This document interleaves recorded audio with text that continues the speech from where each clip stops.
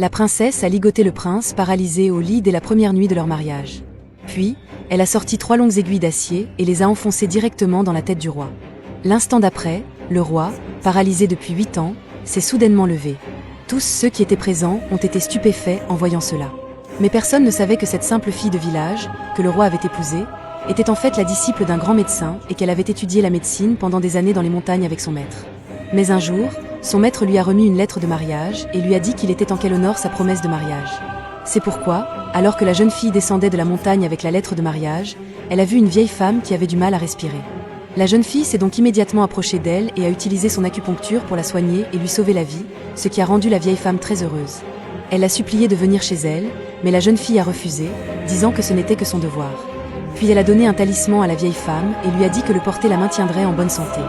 Ensuite, la jeune fille s'est retournée et s'est apprêtée à partir, mais la vieille femme l'a arrêtée et lui a demandé « Ma fille, quel est ton nom ?» La jeune fille a souri et a dit « Je m'appelle Shen Qingqing. J'habite dans la capitale, Kyoto, et je me marie demain. Si le destin le veut, nous nous reverrons. » En entendant cela, la vieille femme a été très déçue car elle voulait qu'elle devienne la femme de son petit-fils.